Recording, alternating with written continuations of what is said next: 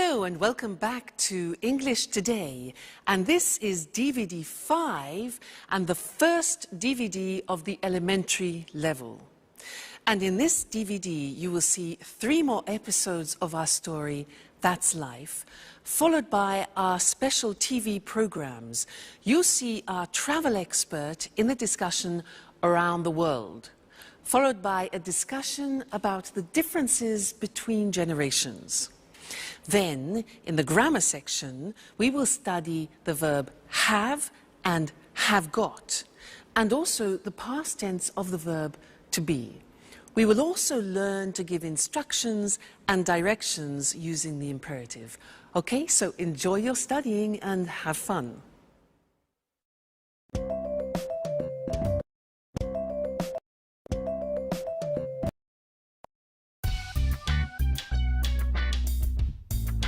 Good morning, Alice.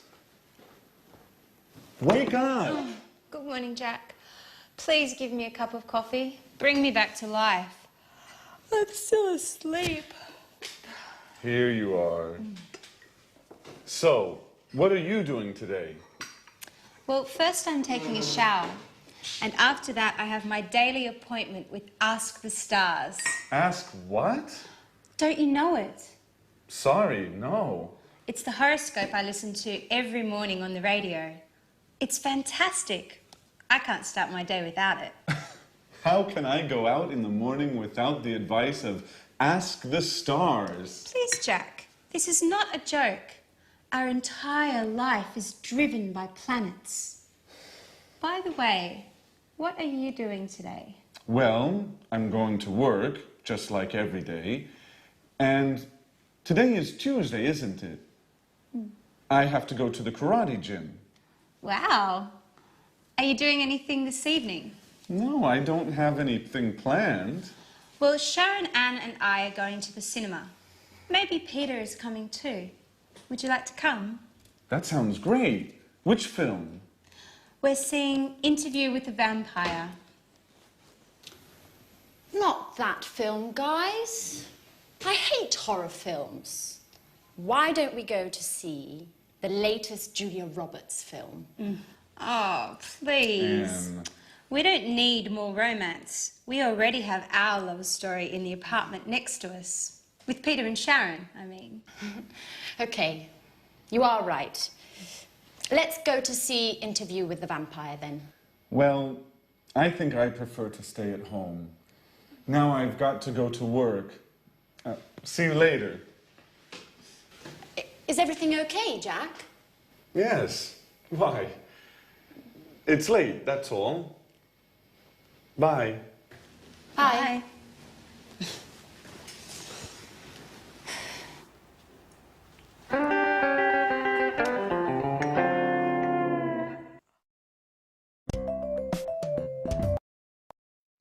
Hello and welcome back to English Today, your live TV program where you can learn the English language. And in this lesson, we're going to look at the verb have. Now, the verb have, you think, well, that's easy. It's not true. It's actually quite complicated because there are 2 ways of using the verb have in English. I can say, I have a scooter, or I've got a scooter. Well, in this lesson, we'll look at the first way, I have a scooter.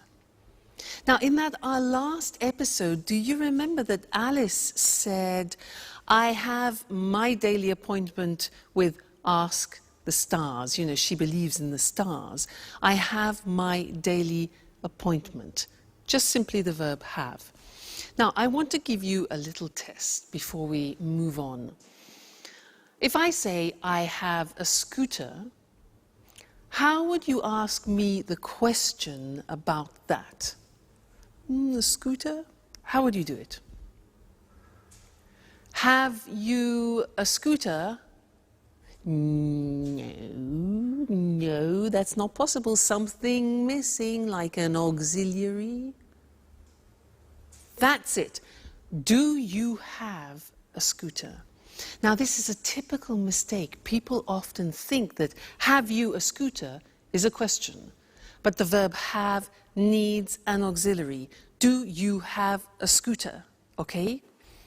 Listen to this. He has a scooter. He has, Mr. Snake, a scooter. What's the question? Careful. What's the question? Has he... No.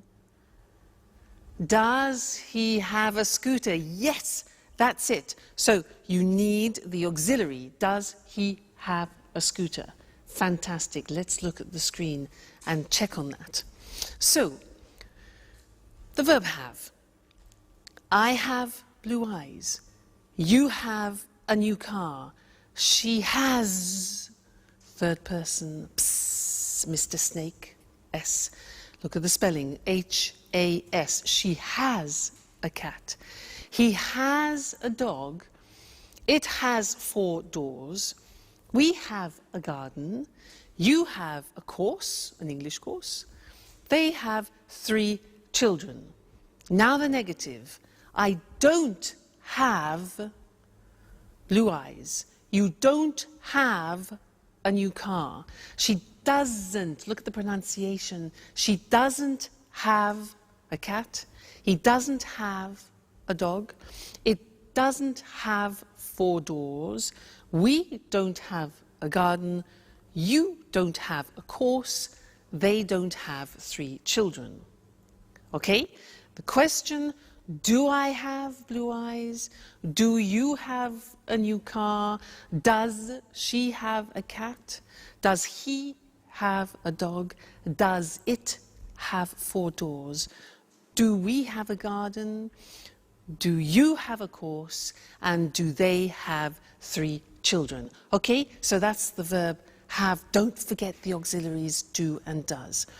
Now, another interesting thing about the verb have is that often we use it in special expressions which make up verbs with particular meanings. And in other languages, in these situations, you hear make. Let me show you. We say to have breakfast, breakfast in the morning, to have lunch, 1 o'clock, and to have supper. So to have breakfast, to have lunch, to have dinner. Now dinner is what time? Dinner and supper, what's the difference? Dinner at 8 o'clock in the evening. Supper is something we have at about 10:30 or 11 o'clock at night. All right? So we use the verb have for these. We don't say to have a breakfast, but to have breakfast, have lunch, have dinner, have supper. Other things, we say to have a cigarette. We say to have a cup of coffee, to have a drink of any sort. We also say to have a shower in the morning, you know, to have a shower.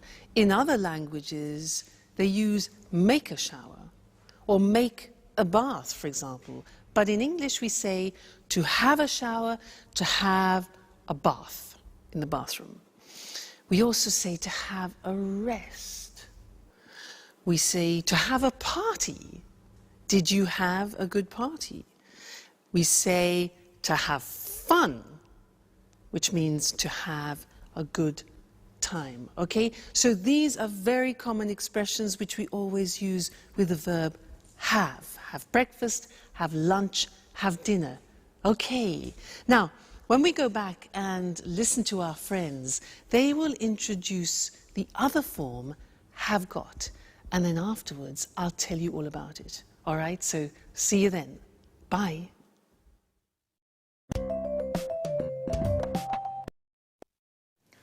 Fly me to the moon, let me... Have you got a moment, Peter? I've got a problem with my computer. I don't know very much about computers. And I'm going out. They're waiting for me at the theater. Always busy, huh? Okay, Sharon, take it easy. Shall we have a look? Thanks, Peter. You've got a big heart. Let's see if I can help you before you thank me. All right. I can't use this program. I use it every day, and today it isn't opening. Why don't you turn the computer off and then turn it on again? Okay, Peter, that's really a great idea. You're a genius. How can I do without you? I know, my dear. What are you working on? I'm writing my curriculum because I would like to find a new job. Listen, Peter, I don't know how to write it. Can you help me, please?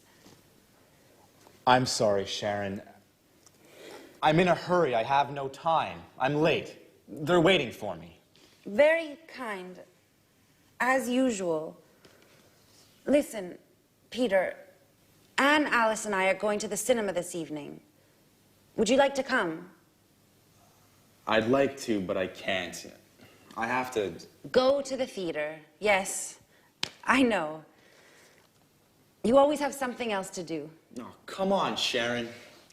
What's the problem? Maybe you're jealous of my career. Oh, Peter, I'm just tired of always coming second.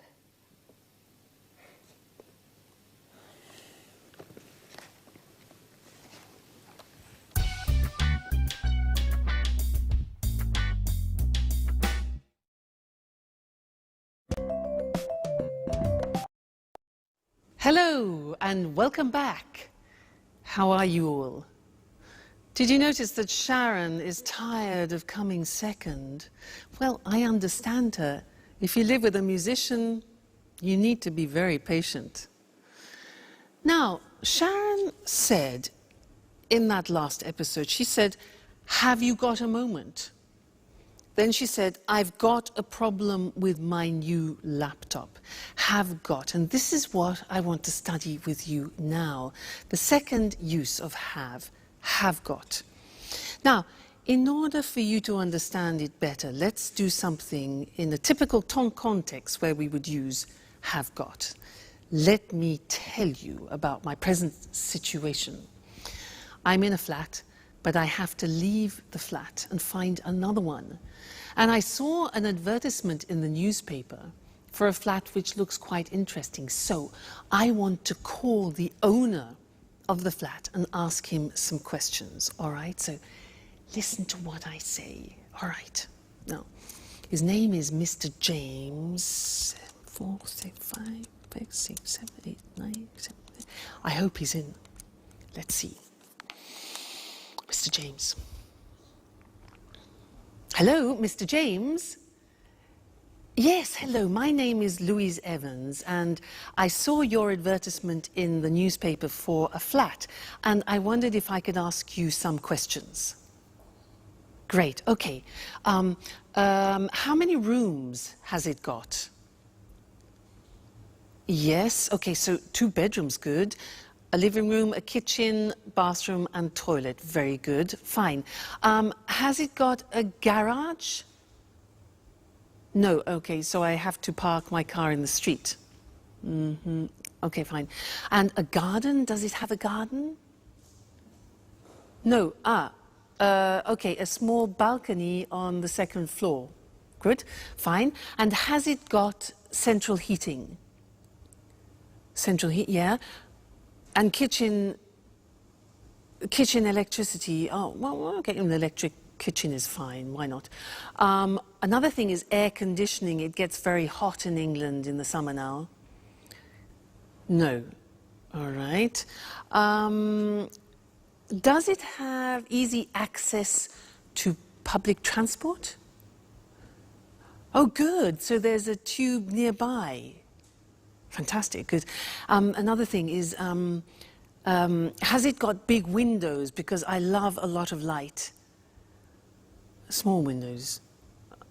All right. Has it got any views? The road and the neighbour's garden. Okay. And one more important thing. How much does it cost a month?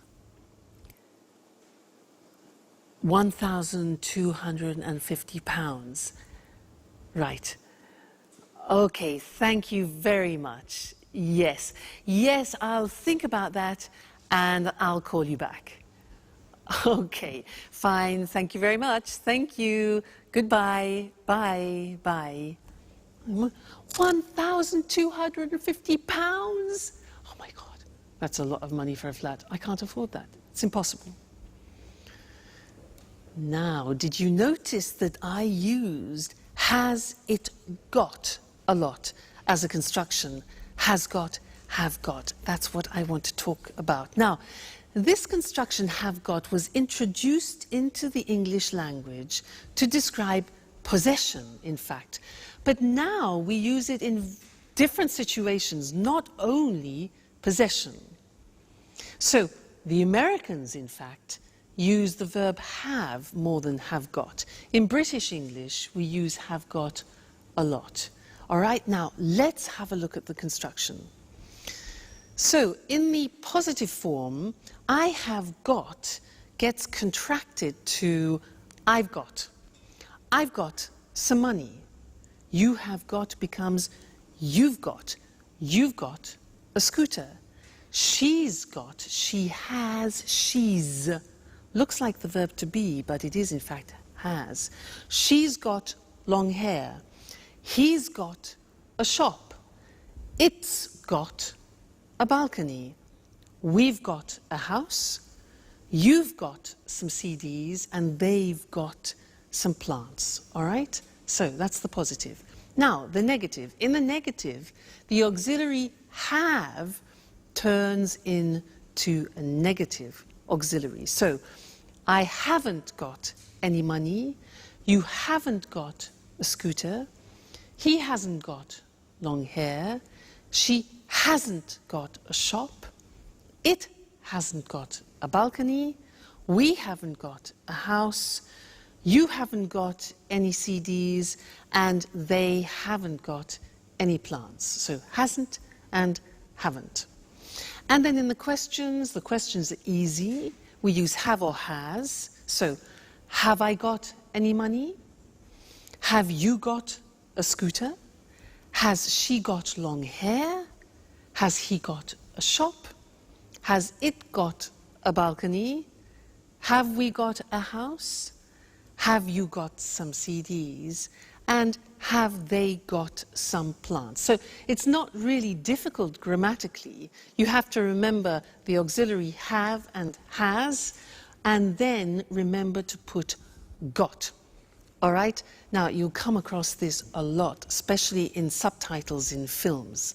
So watch out for it, and we'll keep practicing it. Great! So that's the end of this lesson, and I'll see you again live very soon. Bye.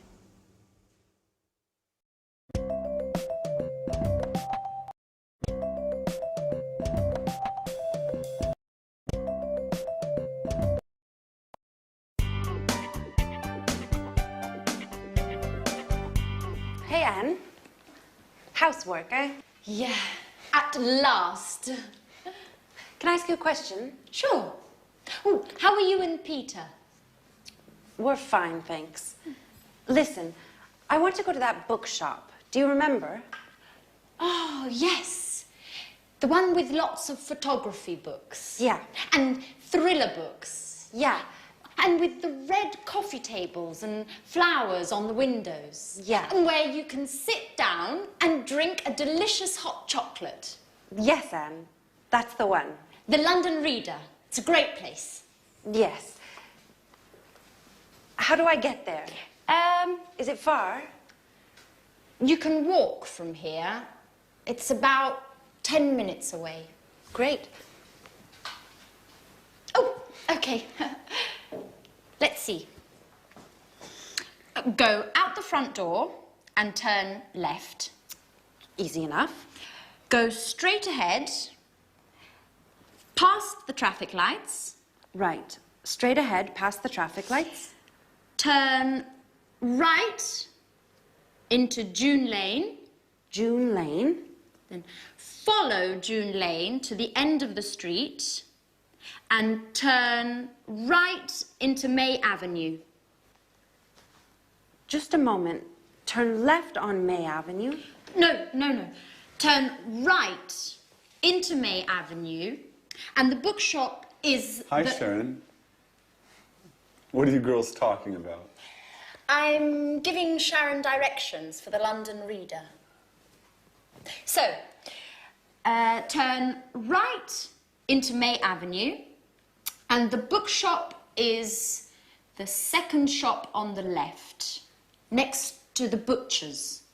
No, Anne. Sharon, the bookshop is on the right, past the museum and between a chemist and a bank. No, no, Jack.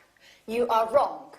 The bookshop is... Okay, guys, be quiet. Don't worry. I've got my map. Sharon, I can come with you, if you don't mind. Great. That's very kind of you, Jack. Jack, housework? Do you remember?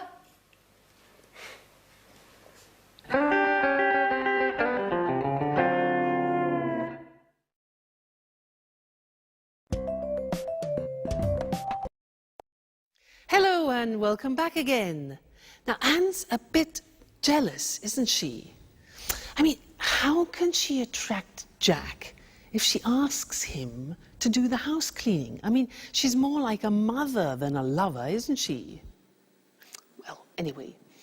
Now, she gave some directions to Sharon because Sharon wants to go to the bookshop.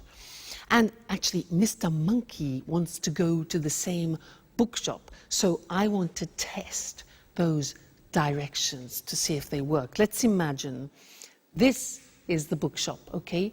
Mr. Monkey wants to go there. So let's see her directions. So go out of the front door and turn left. Okay, Mr. Monkey, turn left. Great. Then go straight ahead. Go straight ahead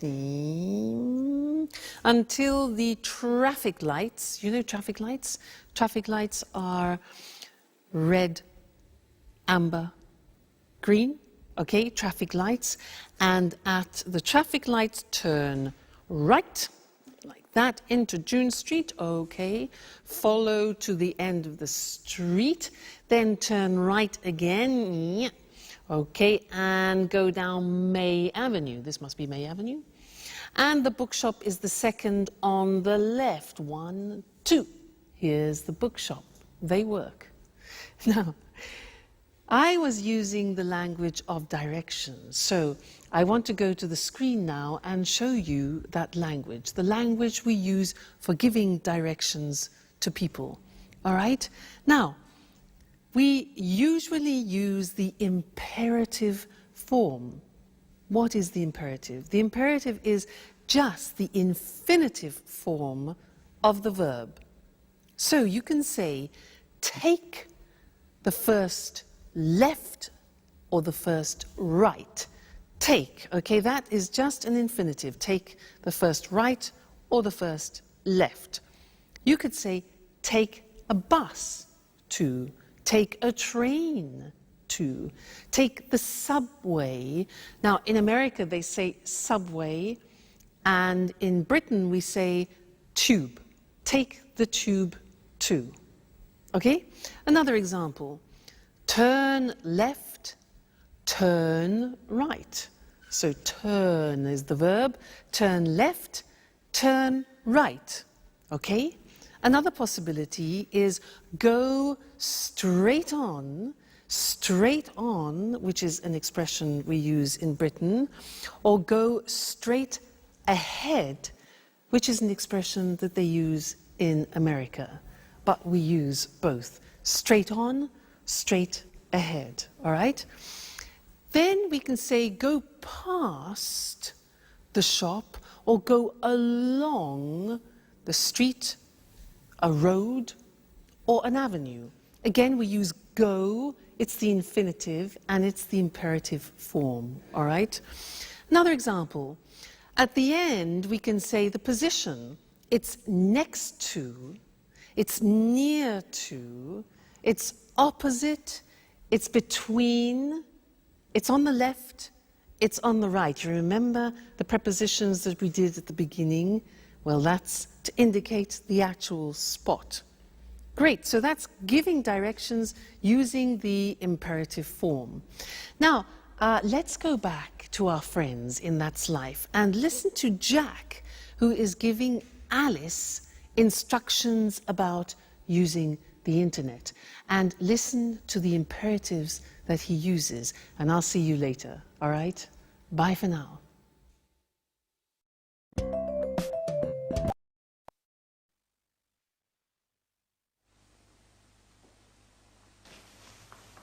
Hey, Alice.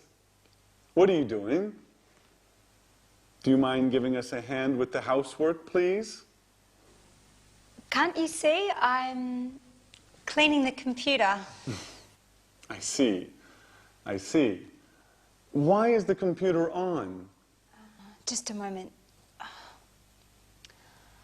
I don't understand how to connect to the internet on this computer. Can you help me? Okay, but just for one moment. Thanks, Jack.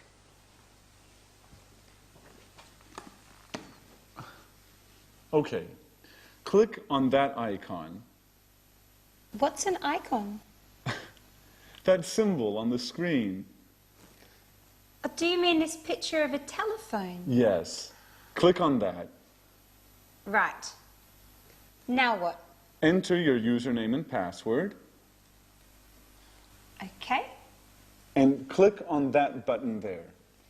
Click on the button. And now you're connecting to the internet. Hey, that's easy. It's very easy, Alice. You are hopeless with computers. And with housework, too. Come on, Alice. It's time to clean up this mess now.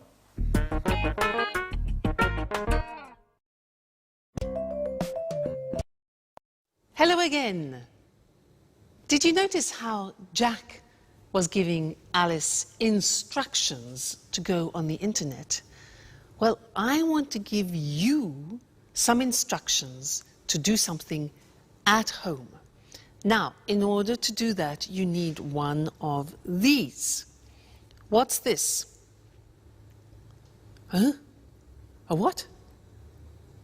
It's a napkin. A napkin.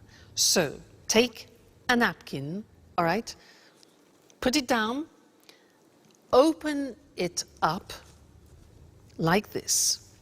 Okay, so we have an open napkin. Anyway, now, take the bottom of the napkin and fold it over a little bit, like that, okay? Then, fold it again, like that. Then fold it again, and again, and again, until you reach halfway, and press it down like that. Press it down. All right, now, take the whole napkin, lift it up, and put it in this position. You turn it over, okay? Press that down.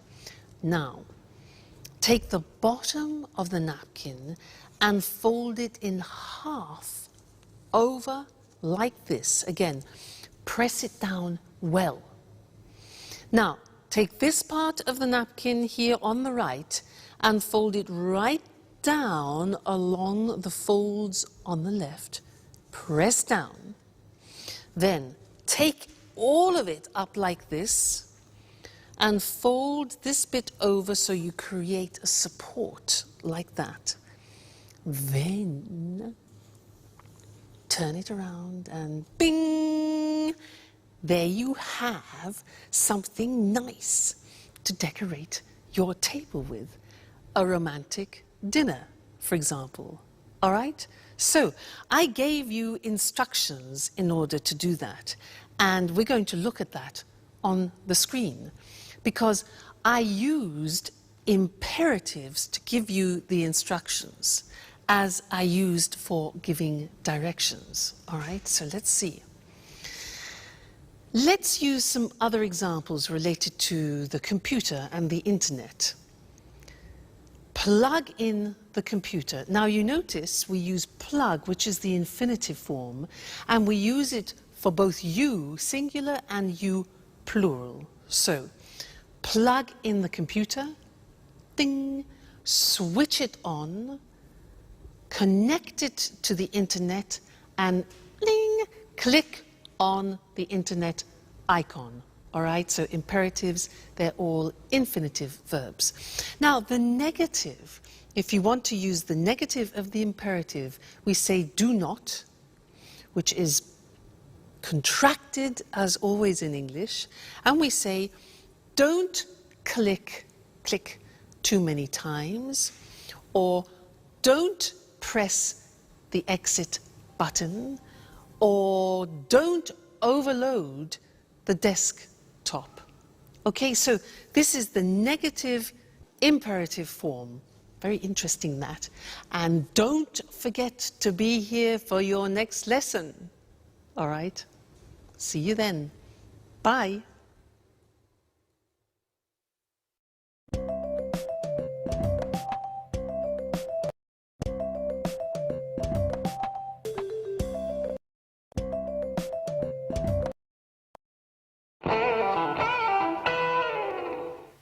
Jack, where were you yesterday evening? Why?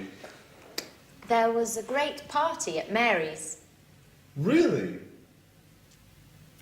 I wasn't invited. I can't believe that. Everyone was invited. I'm sure I wasn't. Anyway, I was busy yesterday. Did you have a meeting with some clients? No, I didn't. So? What? Where were you? I was with Robert at the Red Lion pub. That's impossible. Robert was at the party. Oops. I always get them mixed up. I was with Charles. Charles was at the party too. Come on, Jack. Who were you with? You are too curious, Alice.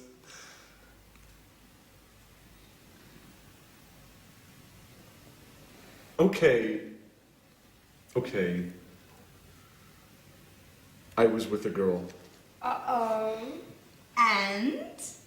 And what? Well, what's her name? Do we know her? How old is she? Stop, Alice, stop. It's none of your business. Okay, you don't want to tell us.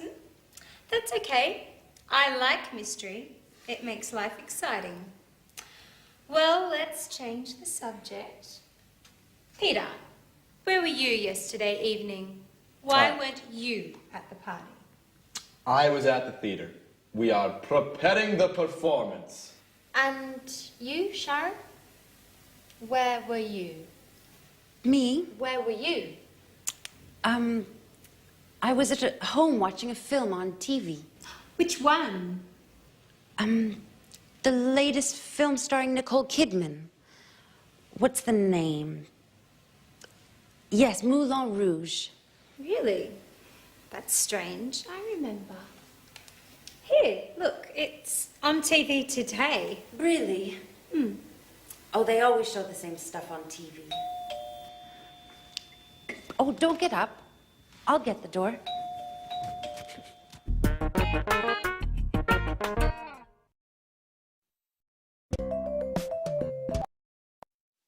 Hello again, everyone. Well done, Sharon. That was a bit embarrassing, wasn't it? Now, where were you last night? Well, I wasn't at a party. I wasn't in a pub like Jack. I wasn't at the theatre.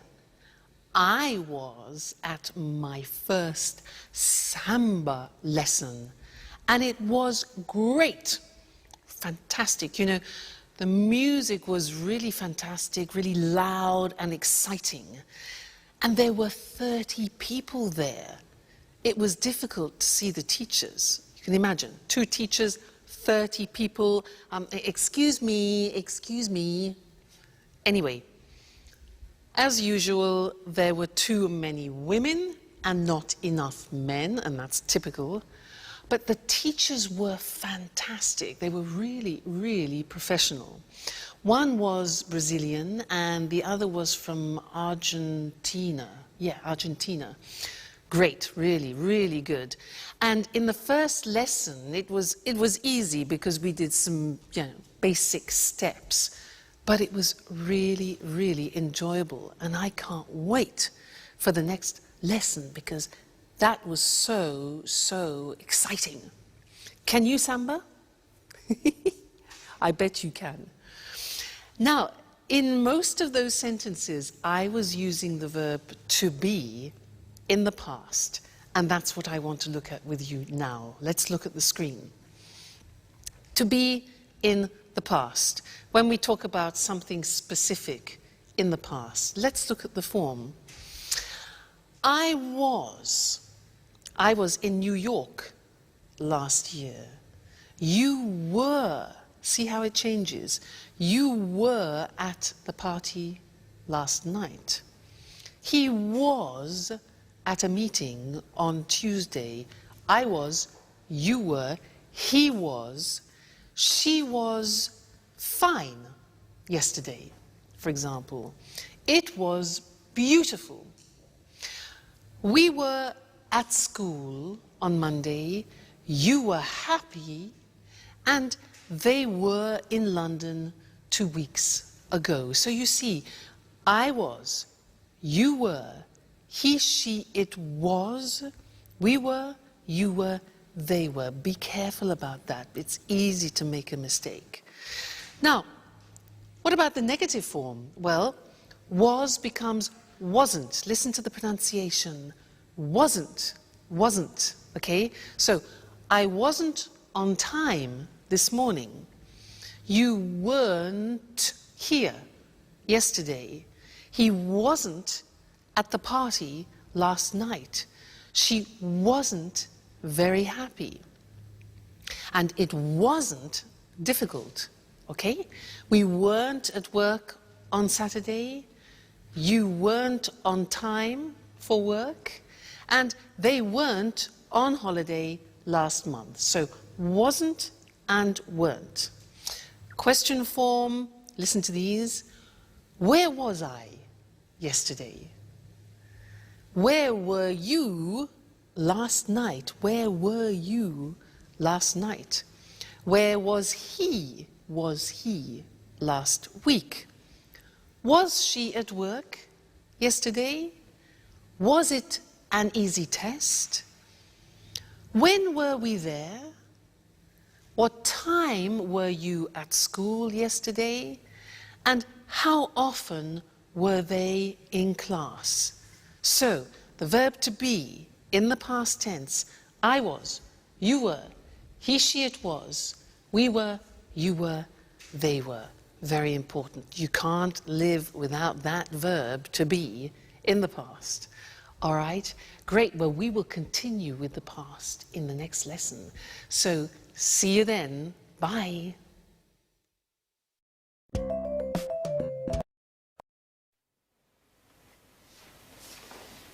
There's a postcard for you, Alice. For me? Oh, it's from my father. He was in the Bahamas last week. Really? I was in the Bahamas last summer. Just you? Oops. Sorry, Sharon. We were in the Bahamas last summer. It was sunny and hot. Perfect weather for swimming and relaxing. It was fantastic. Fantastic. Yeah, fantastic. I'm sure it was. I prefer holidays in the winter. It's too hot in the summer. I like going to the mountains and skiing. My last holiday was 2 years ago. 2 years ago?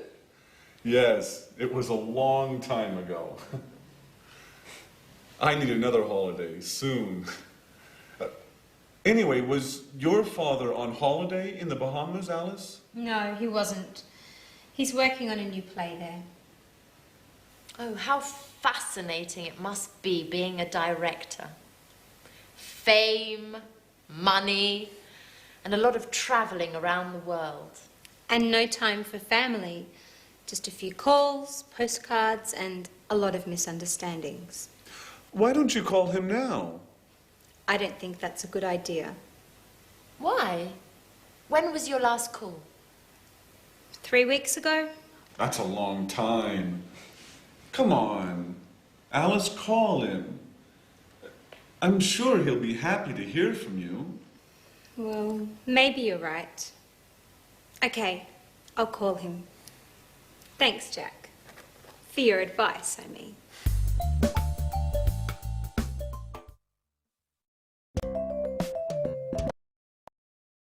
Hello again for another important lesson. We're in the past tense. Now, I want to help you remember how to use the past tense. So I have another acronym. You know acronym? Look. Oil, way. Oil, way. Now, these letters represent the time words when you use the simple past tense. What do I mean by that? Well, this one, for example, let me give you an idea. This stands for yesterday, okay? Yesterday. Now, when you have yesterday in the sentence, you always use the simple past, okay? Now, do you know what the other words are? Let's have a look. An easy one could be this. Last. Last, do you know that? Last week, I was in Paris. Last week. Okay? Now, what about this one? 2 days ago. Very good. So, 2 days ago, we were at the sea, for example. So, this is ago. We have last, yesterday, ago. This one? That's more difficult. Yeah, it is difficult. It's on in English, and we use it with days and dates. And in some languages, it doesn't exist. So we say on Monday, on the 7th of July, for example, on. This one here, in. Okay, when do we use that? Yeah, months, for example, in January, in February, in March, and also for years, in 1961, in 1970, etc. This one, when. Okay, with when we use the past tense. So, for example, when were you there? So, oil way, on, in, last, when, ago, yesterday. It's like a rhyme. On, in, last, when, ago, yesterday. You need to memorize those. We'll look at them on the screen now. But it's important for you to memorize them, to remember that when you're speaking, on, in, last, when, ago, yesterday help you to remember to use the simple past. So, to revise that, our acronym OIL WAY. On we use with days or specific dates. So, the party was on Friday, or he was in London on the 2nd of March. Okay, the date. Then in with a specific year or with months. So, for example, she was born in June in 1976. Next, last. Last with, for example, the previous week, last week or month or year. So the examples are, they were in Vienna last month. When. Now, when with a past time clause, sometimes in the question, sometimes in the middle of the phrase. So, I was very happy when I was a teenager. Okay, that's when. Then ago, for example, 2 days ago, 2 months ago, 3 years ago. We were at the meeting 3 weeks ago, right? And then the last one, easy, yesterday, with the previous day. So I was at the cinema yesterday. All right, always, don't forget it, memorize it. On, in, last, when, ago, yesterday, always with the simple past. All right, that'll open up a world for you. Great. We will still do more about the simple past. It's an important tense. But the verb to be is often the one which people forget. So be very careful when you're speaking. All right? Great. Well, happy studying, and I'll see you again very soon. Bye.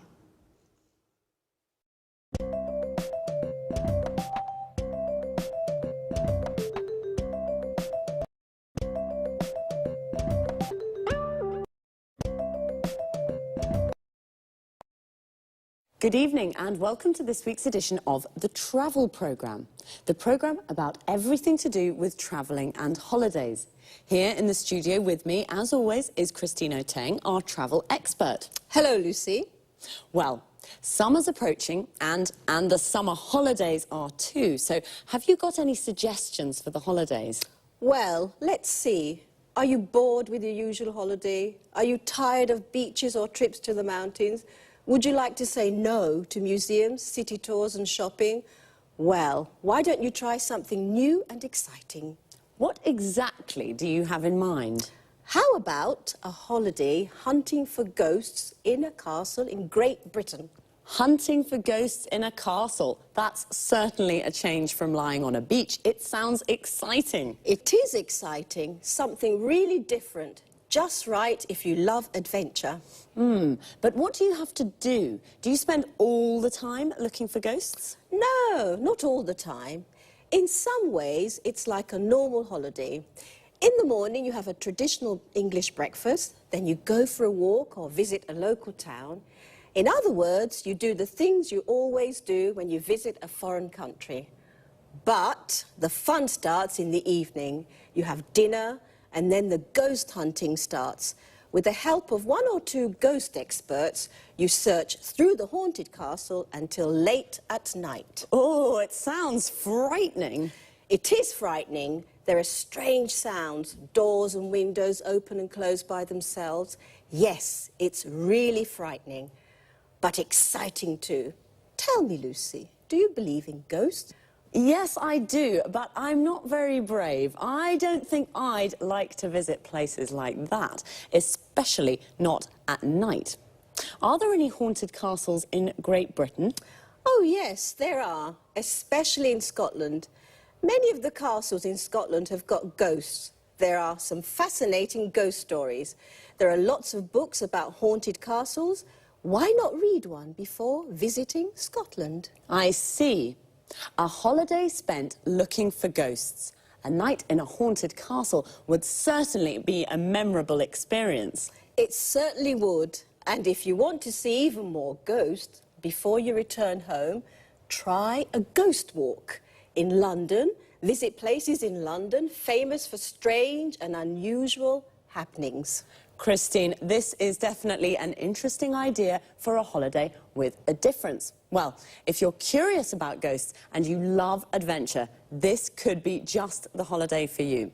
Thanks, Christine, for this unusual holiday idea. You're welcome. Goodbye. And goodbye to all travellers. See you again soon. Do you believe in ghosts? To believe in ghosts means you think that ghosts exist. If you do, then you say, I believe in ghosts. We say that a castle is haunted when it has a ghost or more than one. We say it's a haunted castle. Now, there are lots of different kinds of holidays, and the holiday Christine just told us about is an adventure holiday. Looking for ghosts in a castle is an adventure. but personally I prefer beach holidays. They are definitely more relaxing. Or perhaps you prefer city holidays. A city holiday is when you visit a city. So let's look at some of the things you can do when you have a beach holiday. You lie on the beach in the sun and relax. This is called sunbathing.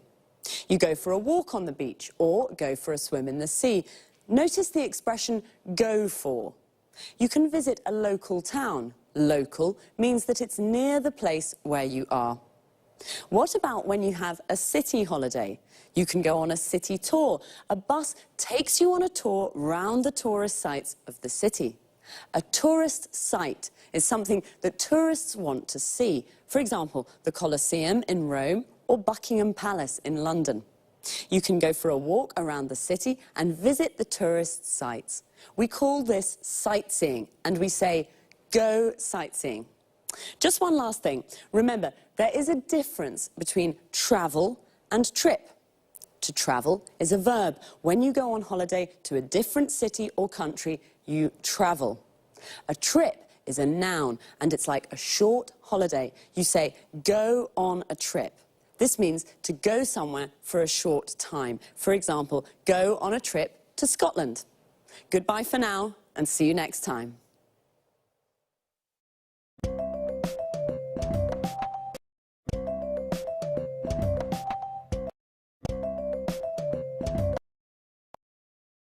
Good evening, and welcome to this week's edition of Let's Talk, the Saturday debate with our commentators, Tom and Marie. Good evening, Eric. Good evening. Well, this evening, let's talk about the differences between the generations. What do you think about this issue, Tom? I think that over the last 50 years, lifestyles have changed a great deal. There's been a lot of progress. New technologies have helped here. Think about healthcare. It's very good today. Television and internet tell people about the world and what's happening. So, lots of progress. Do you think life is easy today? Yes, I think it is. There are lots of opportunities for everyone. Let's take travel as an example. In the past, it was impossible to travel a lot. Today, we can fly to lots of cities in Europe, and it's very cheap. I'm sorry, I don't agree with you, Tom. I mean, it's true that lots of things are easy now, but there are also lots of things to worry about, and there's lots of stress. In the past, life was simple. It was all about the family and family values. Do you think that people today are confused about how to live life? That's exactly what I mean. Today, people marry when they're 30 or 35. When my grandmother was young, it was usual to marry young and start a family. Well, things are different today. I mean, women work now. 50 years ago, only a minority of women worked. I think this is very important for female emancipation. I agree with you, Eric. Today, women are fulfilled. They play an important role in society. Yes, but it's not easy for women. They have less time for the family, the children, and the housekeeping. I'm not sure that my grandmother would agree. Life was hard for her. There weren't any washing machines, or dishwashers, or vacuum cleaners. She was the washing machine, the dishwasher, and the vacuum cleaner. And after all that work, there was nothing to do. She stayed at home all the time. Today, people go out 3 or 4 times a week to the pub, to the cinema, or to the disco. My grandparents were always at home. Well, life is definitely different now. According to Tom, life was hard in the past. Now everything is easy. Marie doesn't agree. She thinks that life today is difficult and that people have lots of cares, worries, and stress. And what do you think? Well, it's time to say goodbye to our commentators. Goodbye. Goodbye. And we'll see you again soon on the next edition of Let's Talk.